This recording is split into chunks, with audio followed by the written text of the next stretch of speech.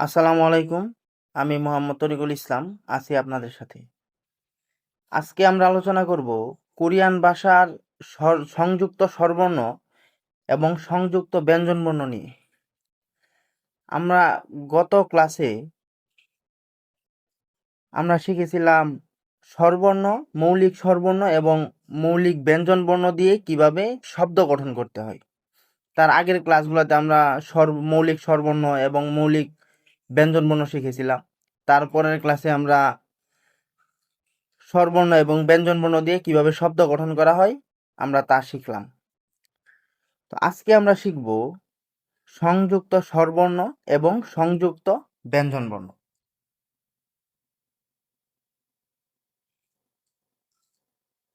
Korean ভাষায় সংযুক্ত স্বরবর্ণ 11টি।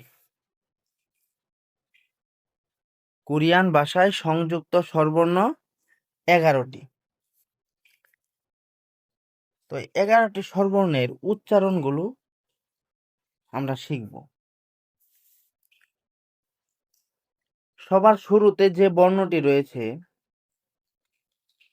এইচ এর মতো, আমরা ইংলিশে যে এইচটা দেখছি সেম এইচ এর মতো, এটার উচ্চারণ হবে এ, জফলা আকারে এ।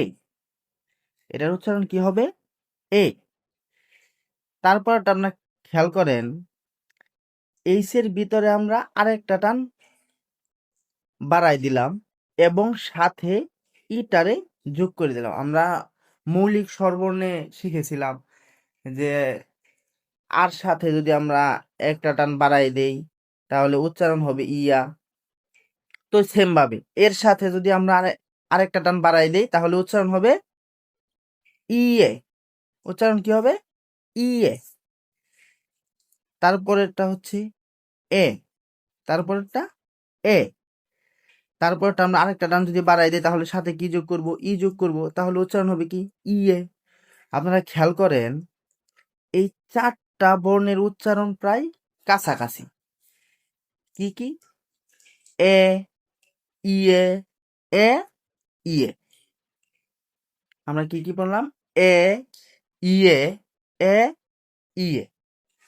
তারপরে আপনারা খেয়াল করেন আমরা মৌলিক যে স্বরবর্ণগুলো শিখেছিলাম ওই স্বরবর্ণগুলো দিয়ে বাকি বর্ণগুলো শেষ করা হয়েছে। কিভাবে? আমরা মৌলিক স্বরবর্ণে শিখেছিলাম এটা হচ্ছে ও, তো আমরা নিচে লিখলাম ও, কিন্তু এটা তো ছিল ই। হ্যাঁ, তো এটার উচ্চারণ হবে কি? এ।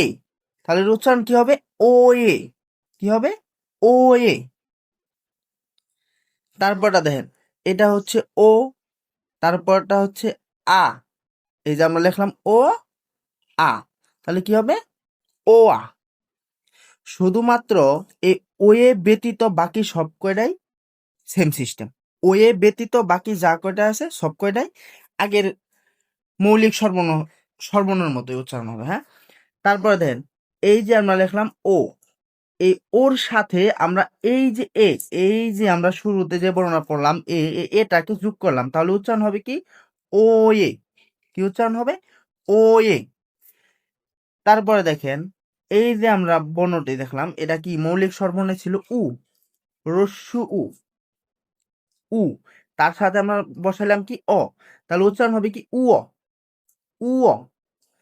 তারপরটা কি হবে? এই যে উ, আমরা উ, তারপরে হচ্ছে এটা ই, আমরা বসাইলাম কি? ই, তাহলে এটা উচ্চারণ হবে কি? We, we. তারপরে যে বর্ণটি আছে এটা হচ্ছে কি? উ, উর সাথে আমরা লাগাইলাম এই যে এ, আমরা 3 নাম্বার যে বর্ণটা বললাম এটাকে যোগ করলাম, উচ্চারণ কি হবে? উয়ে, উয়ে। তারপরে দেখেন আপনারা খেয়াল করেন এটা ছিল কি? উ, উ, মানে দীর্ঘ উর মতো। হ্যাঁ, উ, ভিতর থেকে উ। তারপরে কি? ই, তাহলে আমরা কি লিখলাম? We, we. আপনারা বর্ণগুলো আবার খেয়াল করেন। সবার শুরুতে যে বর্ণটি রয়েছে এটার উচ্চারণ হবে এ, এ। আবার বলুন, এ। কি ছিল? এ। তারপরটা একটা টান বাড়াই দিলে ইয়ে, ইয়ে, ইয়ে। তারপরটা হচ্ছে কি? এ, এ। আপনারা আমার সাথে সাথে বলবেন এ। তারপরটা ইয়ে, ইয়ে। তারপরটা কি ও এ, ও এ, ও এ।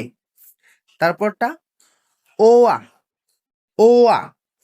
তারপরটা ও এ, ও এ। তারপরটা উও, রসুকার, হ্যাঁ, উও, উও।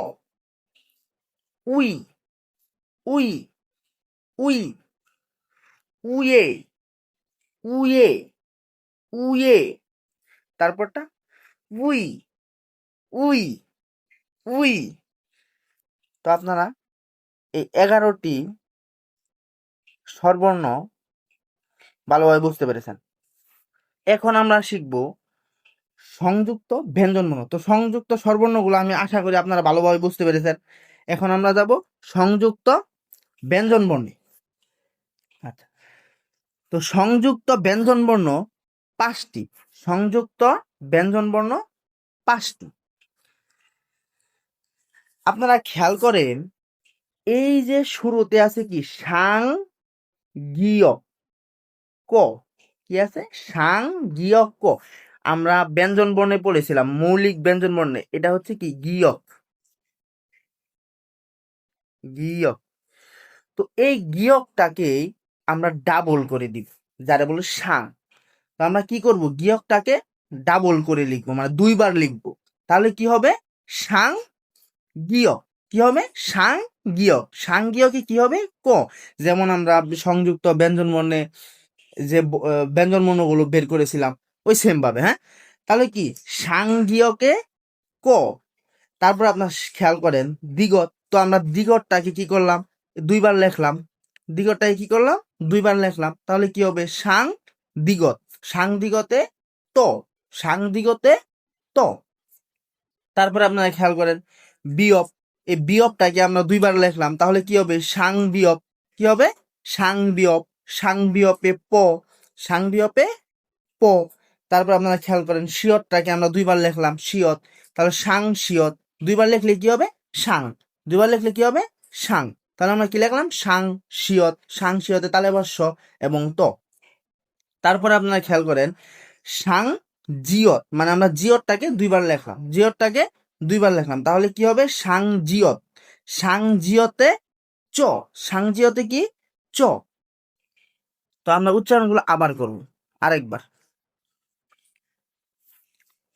সাংগীয় ক, সাং দ্বিগত ত, সাং বিয়প প, সাং শিয়ত স এবং ত, সাং জিয়ত চ। এই যে 5টি ব্যঞ্জনবর্ণ, সংযুক্ত ব্যঞ্জনবর্ণ আপনারা ভালো করে বুঝতে পেরেছেন। তাহলে আমাদের টোটাল আজকের ক্লাসে আমাদের 40টি বর্ণই শেষ। আমরা প্রথম ক্লাসে মৌলিক স্বরবর্ণ শিখেছিলাম 10টি, তারপরে শিখেছিলাম মৌলিক ব্যঞ্জনবর্ণ 14টি, আজকে শিখলাম সংযুক্ত স্বরবর্ণ 11টি এবং সংযুক্ত ব্যঞ্জনবর্ণ 5টি। এই টোটাল 40টি বর্ণ আমরা শিখলাম। এবং স্বরবর্ণ, মৌলিক স্বরবর্ণ এবং মৌলিক ব্যঞ্জনবর্ণ দিয়ে কিভাবে শব্দ গঠন করতে হয় তাও আমরা শিখলাম। আমরা আগামী ক্লাসে শিখব সংযুক্ত স্বরবর্ণ এবং সংযুক্ত ব্যঞ্জনবর্ণ দিয়ে শব্দ গঠন বা সংযুক্ত স্বরবর্ণের ব্যবহারগুলো আমরা শিখব। আশা করি আজকে পর্যন্ত যে ক্লাসগুলো করানো হয়েছে আপনারা ভালোভাবে বুঝতে পেরেছেন। আপনারা বাসায় যত বেশি প্র্যাকটিস করবেন আপনারা তত ভালোভাবে মনে রাখতে পারবেন। খাতায় লিখবেন এবং পড়বেন, লিখবেন এবং পড়বেন, তাহলে সহজেই মনে থাকবে। কোরিয়ান ভাষা এতটাও কঠিন না যে আপনারা পারবেন না। শুধু মনোযোগ দিয়ে ক্লাসগুলো করেন এবং পড়ার চেষ্টা করেন, আশা করি আপনারা পারবেন। তো আজকের ক্লাস এই পর্যন্তই, দেখা হবে আগামী ক্লাসে। আমাদের আগামী ক্লাসগুলো পেতে আমাদের ইউটিউব চ্যানেলটি সাবস্ক্রাইব করে রাখুন। পাশে থাকা বেল আইকনটি ক্লিক করে দিন এবং ক্লাসগুলো আপনাদের কাছে কেমন লাগে কমেন্ট করে যাবেন। তো আজকে এই পর্যন্তই। সবাই ভালো থাকবেন, সুস্থ থাকবেন। আসসালামু আলাইকুম।